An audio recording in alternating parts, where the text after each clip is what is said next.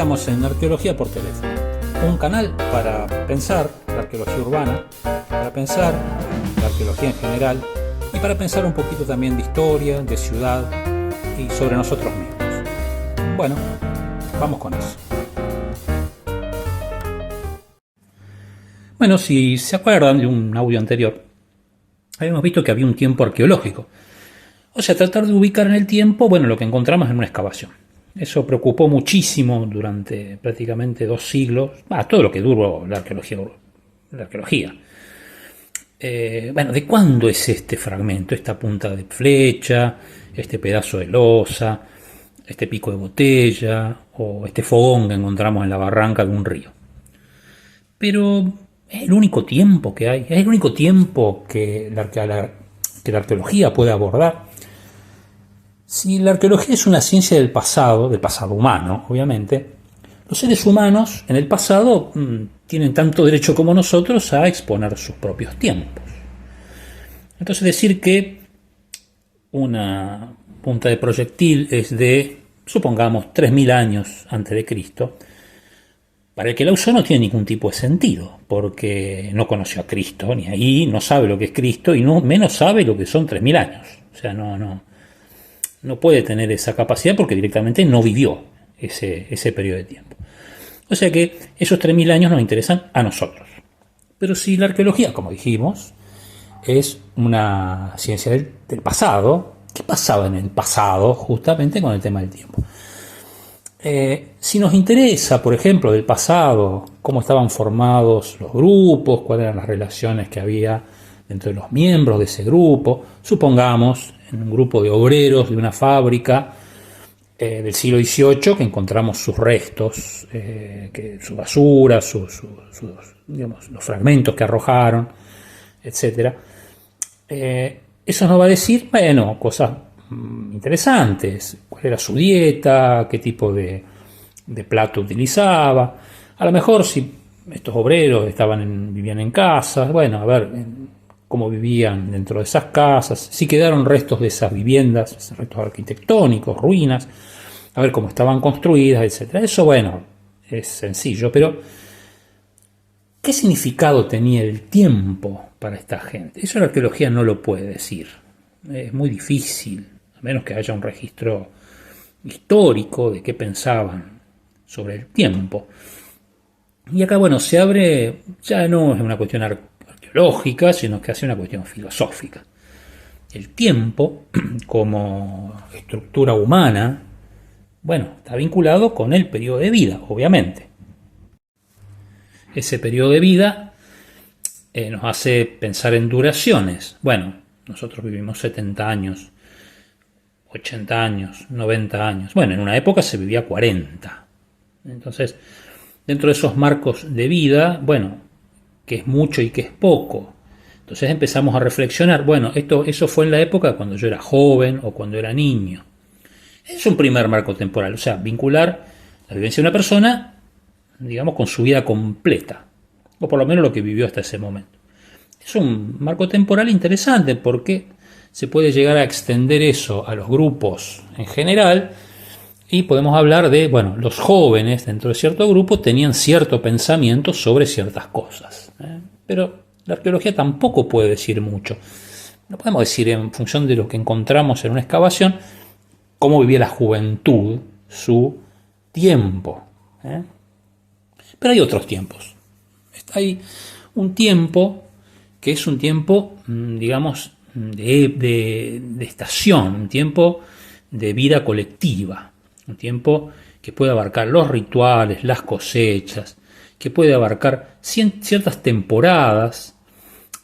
Nosotros, por ejemplo, tenemos temporada de vacaciones. Entonces, eso sí puede aparecer en la arqueología. Si nosotros tenemos un modo de vida en las ciudades y aparece, supongamos, en Mendoza, Argentina, una serie de artefactos rotos, fragmentos, amontonados en cierto lugar, podemos pensar que, bueno, que era una colonia de vacaciones y, en efecto, en un momento hubo una colonia de vacaciones cerca de Puente del Inca, en un hotel que fue arrasado por una luz de la década del 60. O sea que podemos llegar a tener alguna injerencia como ciencia en este tipo de tiempo que podemos llamar estacional o de temporada, etcétera, que a veces son rituales.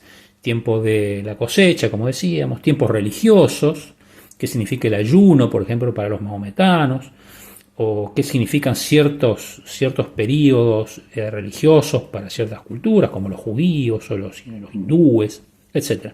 Esos tiempos también son interesantes porque implican que va a haber ciertos consumos, ciertas cosas que se van a caer al suelo y que solamente pueden estar ahí. Entonces, se han encontrado en España, por ejemplo, algunos restos de comunidades judías, por ejemplo, que están vinculados a ciertos periodos del año en el cual, bueno, las comunidades judías celebran ciertos rituales. Entonces, bueno, la arqueología puede llegar a aportar algo ahí, sobre todo para el camino inverso. Bueno, si encuentro elementos que son de ritualidad judía, probablemente ahí haya habido en España en ese momento comunidades judías, como efectivamente se encontró. Bien, pero hay otros tiempos también que son, sin ser rituales, son, digamos, de construcción colectiva y son los tiempos, perdonen la palabra porque es medio complicada, cairológicos. El tiempo cairológico proviene del griego kairos, que era un dios. El dios Kairos, a diferencia de Cronos, que era un dios de un tiempo cuantitativo, o sea, cómo pasaba el tiempo en números, tantos días, tantos años. El dios Kairos era el dios de la oportunidad. No es un tiempo cronológico, sino que es un tiempo de oportunidad. ¿Tenemos nosotros tiempos cairológicos? Los griegos pensaban que ese tiempo era el que daba cierta ocasión para hacer determinadas cosas. Por eso era el dios de los ladrones, junto con Hermes. El dios de los ladrones, Kairos. ¿Por qué? Porque decía, yo soy el que le dice al ladrón que puede robar. Por eso el dios Kairos se confunde finalmente con la fortuna y se lo representa calvo, pelado, para que nadie lo agarre por atrás, pero sí lo pueda agarrar por adelante. Toda una metáfora griega que, digamos, para los mitos de la época era interesante, porque quiere decir que alguien lo puede tomar cuando viene, pero no cuando se fue. O sea, la ocasión perdida. Bien. Pero, repito la pregunta, ¿tenemos un tiempo cairológico? Yo creo que sí. O sea, son esos momentos en los cuales ciertas ocasiones históricamente fueron relevantes. Un tiempo, por ejemplo, cairológico, que podemos ver hoy, y que se midió también en su momento, son las independencias de los estados latinoamericanos. Si no es hoy, es nunca. Entonces, ese tiempo generó una efervescencia revolucionaria. Pensemos en México, por ejemplo, pensemos en Perú, en Bolivia, pensemos en Argentina, pero también pensemos en Cuba, no tan lejos en el tiempo, que hay un momento en que un montón de gente dice, ahora es la ocasión. Entonces, ¿genera eso una arqueología? Bueno, sí, la genera. Son elementos especiales, pueden ser elementos bélicos, por ejemplo. En Cuba, en Santa Clara, por ejemplo, bueno, la arqueología puede definir que ese momento era particularmente tenso porque en algunos lugares todavía se encuentran vainas servidas de proyectiles en algunos lugares abandonados que son producto de la revolución cubana. Entonces, ese momento cairológico del año 1959 puede ser leído en base a los restos que han quedado. Por supuesto, están los documentos, o sea, acá no hay que descubrir nada en función de unos cuantos restos bélicos, sino que quiero decir que existen, digamos, restos que responden a ese tiempo cairológico de la oportunidad. Podemos tener ciertos elementos que han caído en determinadas revoluciones, los restos de los muertos, las fosas comunes que provocaron las reacciones de los gobiernos imperiales como el español, que bueno, fusilaron gente. Podemos encontrar restos de las batallas. Bueno, todo eso es un gran paquete que si no estaba esa ocasión jamás hubiera estado enterrado, jamás hubiera generado una arqueología. ¿Hay otros tiempos? Sí, están los tiempos familiares, en los cuales, bueno, hay nacimientos, hay muertes, que generan también sus propios vestigios. Todo lo que significa el tiempo de la muerte con toda su parafernalia fúnebre. Después vamos a ver un poco el tema de los cementerios como unidades arqueológicas. Pero también genera, digamos, toda una arqueología muy ritual y que es, digamos, una cruza entre un ritual social y la muerte de un individuo, un hecho que le acontece a un individuo que deja de serlo. Y sin embargo la sociedad, generalmente los grupos tratan de mantenerlo vivo simbólicamente. Eso también es un tiempo especial. ¿Hay más de estos tiempos? Sí, hay más. Hay tiempos en los cuales hay toda una serie de, como decíamos, de los jóvenes destinados a ciertas edades. Por ejemplo, restos de grupos infantiles o de ancianos que están ubicados en ciertos lugares, etc. Hay restos de campamentos que responden a ciertas lógicas cronológicas en las cuales, bueno, se puede acampar en ciertos lugares siempre y cuando no haya nieve o cuando la hay.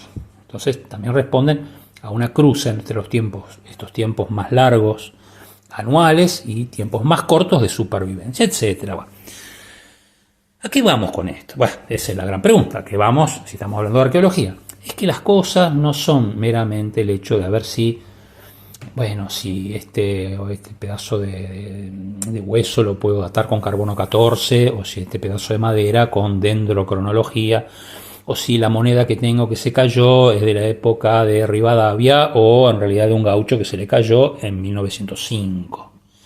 Sino que trata de una cuestión mucho más profunda.